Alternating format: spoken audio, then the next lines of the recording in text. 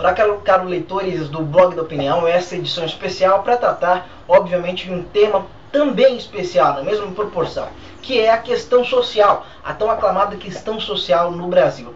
Mas antes eu quero pedir desculpas pelo outro post, por ter repetido demasiadamente, exageradamente a palavra importante. A gente vai tentar controlar e planejar um pouquinho para não usar tanto a mesma palavra, importante, importante, importante, importante. Mas esse assunto também é importante, por incrível que pareça. A questão social no Brasil tem sido tratada de forma muito comedida por sucessivos governos. E a gente começa aí contextualizando contextualizando a situação para a gente entender mais ou menos como é que os governos pensavam a questão social. Eu acho que a frase do Delfim Neto, que foi o ministro aí, né, o primeiro ministro do planejamento na ditadura, a frase dele é exemplar nesse sentido. Ela traz uma ideia muito interessante para a gente entender a maneira como eles pensavam, né, a questão social. Ele diz o seguinte: é importante fazer o bolo crescer para depois dividir o bolo. Ou seja, vamos cuidar da economia, né, fazer a economia crescer, ficar pujante, e o povo vem depois, como se o povo fosse, na verdade, um agregado que pudesse vir depois. Primeiro a gente resolve a questão da economia. O grande problema do Brasil é que o bolo cresceu, murchou, e os pobres não viram até hoje nem um pedaço dele. Os pobres têm até hoje, vamos ser bonzinhos, tem algumas migalhas,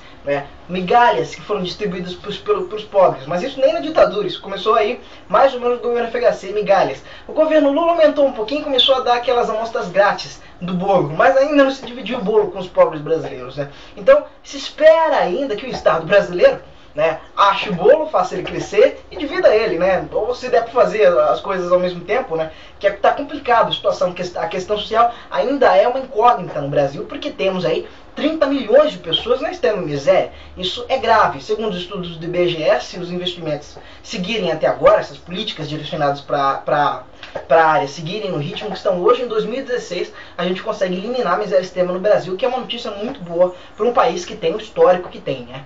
Mas vamos começar na questão do governo FHC. Por que eu acredito que seria um engano terrível dizer que o FHC criou o programa de assistência como Bolsa Família? Esse tipo de programa de assistência. Eu acho um engano, porque o que tinha no governo FHC eram pequenos programas, né, bem divididos, né, vários programas, alguns programas espalhados, que atendiam uma quantidade da população muito inferior ao que se atinge hoje, pequena, né, e muito inferior à demanda, inclusive, e eram totalmente mal administrados, não havia coordenação. Então eram programas mal administrados, não atingiam o potencial que deveriam atingir e não tinham, portanto, coordenação, né?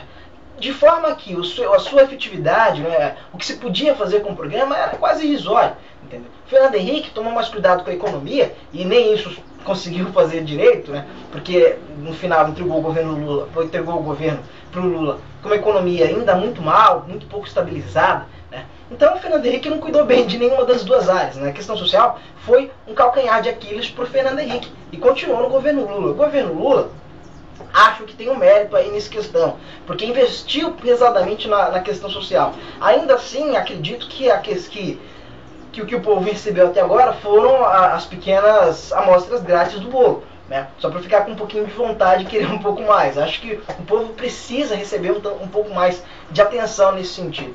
Por que eu considero que houve um salto de qualidade na forma como se trata a questão social no Brasil no governo Lula? Por quê? Porque é o seguinte, como eu disse para você, existia aquela questão da total falta de coordenação dos projetos na época do FHC. Com o governo Lula, se juntou vários projetos em um só, entendeu?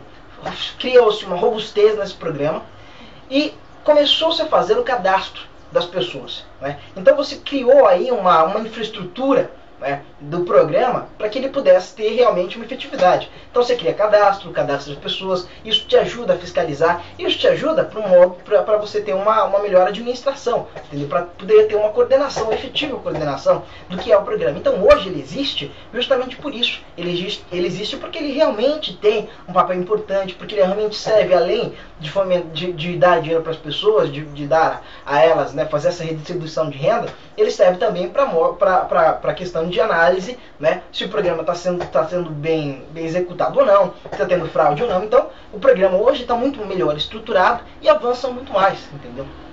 Tem um poder muito maior. Mas eu acho que a gente tem que sair um pouquinho dessa questão, né? Não ficar só na questão da redistribuição. Eu acho que o programa tem um efeito importante na economia que poucas pessoas costumam citar, que é o efeito que ele dá, é o efeito de demanda que ele fornece na economia, né? Porque antigamente você tinha, principalmente nas pequenas regiões desse país, antigamente você tinha pequenas regiões com pessoas que não ganhavam nada, hoje as pessoas ganham alguma coisa, e aí elas passam a comprar o arroz, o feijão, o biscoito no mercadinho da esquina. O mercadinho da esquina vai ter uma demanda maior, obviamente vai ter que comprar mais, né? E aí vai comprar mais de um mercado tanto quanto maior. Este mercado também vai ter, já que a gente está tratando numa questão agregada, né, vai ter que comprar mais de outro mercado, obviamente vai ter um volume maior de vendas, e aí vai contratar uma pessoa. E assim você cria um fluxo positivo na economia. Isso é muito importante, também funciona como porta de saída. Quando as pessoas acabam falando, e cadê a porta de saída? A porta de saída, ela está clara, nos 15 milhões de empregos que foram gerados nos últimos anos, no reaquecimento da economia, nesse ciclo positivo que se cria com o programa de assistência social, entendeu? E com investimento na educação. Essa é a porta de saída, entendeu?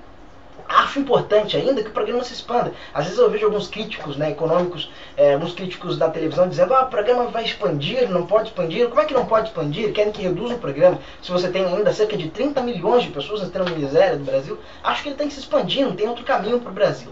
Então, o governo, e é uma coisa importante para a gente diferenciar os dois candidatos, viu? O Serra, ultimamente, lá, faz um tempinho, teve que assinar uma carta dizendo, olha, eu me comprometo em não acabar com os programas sociais. Assinou uma carta. A Dilma não precisou assinar carta disso. Por que a Dilma não precisou? Porque o cerne do programa de governo do PT, a estrutura dele, está montada, baseada na questão social. Ela é a parte importante e os temas são direcionados nesse sentido. Entendeu? Então é ele que determina o programa, é a questão social que determina o programa de governo. E obviamente o PT tem um histórico ligado aos movimentos sociais e à questão social, de forma que não há necessidade de o PT assinar a carta. Agora, acho estranho, por exemplo, acho duvidoso a carta do Serra, porque na verdade ele assinou aquela carta dizendo que não ia abandonar o prefeitura de São Paulo e tempo depois abandonou. E aí fica agora fazendo promessas, por exemplo, aumentar o salário mínimo para R$600. Isso é uma promessa que não tem consistência orçamentária, porque ele quer baixar juros e quer baixar os impostos. Aí eu pergunto, como é que ele vai baixar juros, baixar impostos, diminuir a arrecadação, obviamente, e porque ela demora para ter um retorno, esse processo demora para ter um retorno em arrecadação, como é que ele quer aumentar o salário mínimo a tanto?